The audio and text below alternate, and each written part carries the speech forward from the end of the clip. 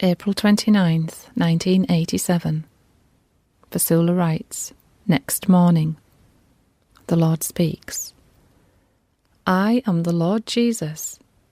You heard my cry. It was I. It woke you up. The footnote reads, It woke you up is symbolic. The Lord continues, I cried out from my cross. It was my last loud cry I gave when I was in flesh, a cry full of sufferings, pains and bitterness, resounding from the depths of my soul, piercing the heights in heaven. It shook the earth's foundations and tore in half the hearts of those who loved me, as it ripped the veil in the temple.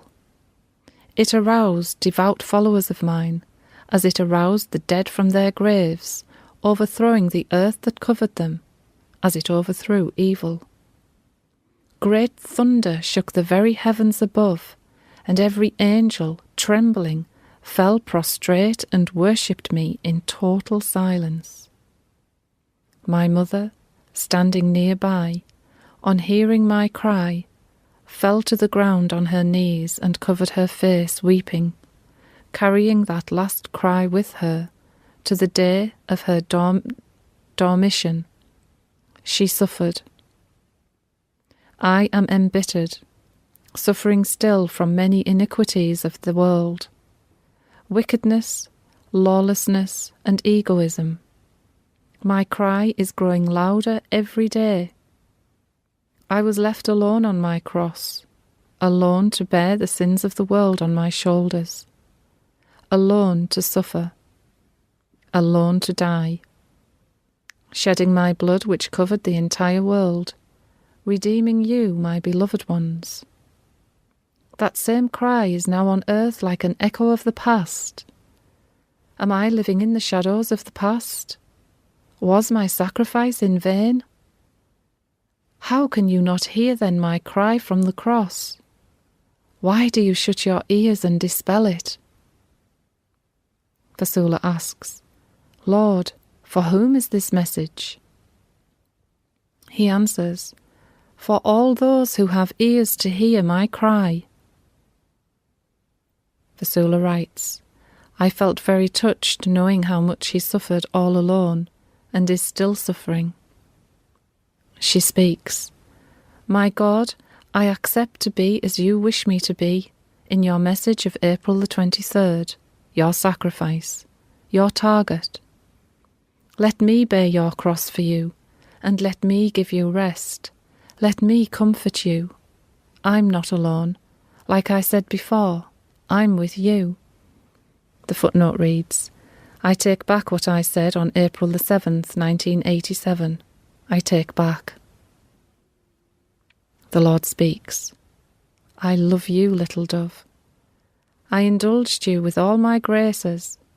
Allow me to use you for my own interests and my own glory. Retain nothing for yourself, and look upon my own interests only. Glorify me, work for me, add to your sufferings my sufferings. Vasula speaks. I wish the whole world praised your name and its voice reached you.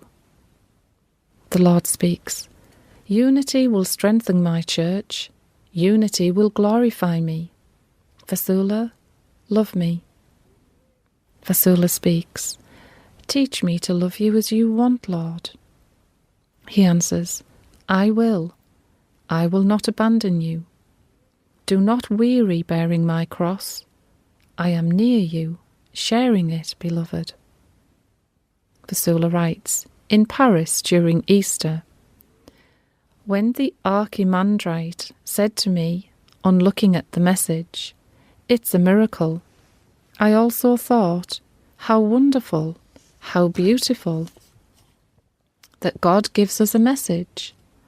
But on the other hand, how terrible. Terrible because it shows a sad God, a suffering God. God gives a message in agony, unhappy and abandoned by many. It is a sad message.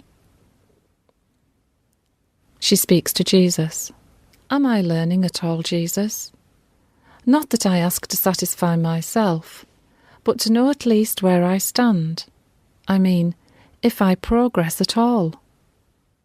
The Lord speaks. Vasula, I, Jesus, am before you, and you are indeed growing. I raised you from the dead, and I fed you. You are eating my bread. My light shines upon you. I am your teacher, and you are learning from wisdom. Vasula speaks. Jesus, many times you remind me to stay small and remain nothing. Now you tell me that I'm growing. The Lord speaks. Yes, you must grow in spirit, in love, in humbleness, in humility, in faithfulness. Let all the virtues grow in you. Nevertheless, becoming nothing in vanity, in wickedness, and all the repugnant and detestable practices in my eyes, I want you to become perfect.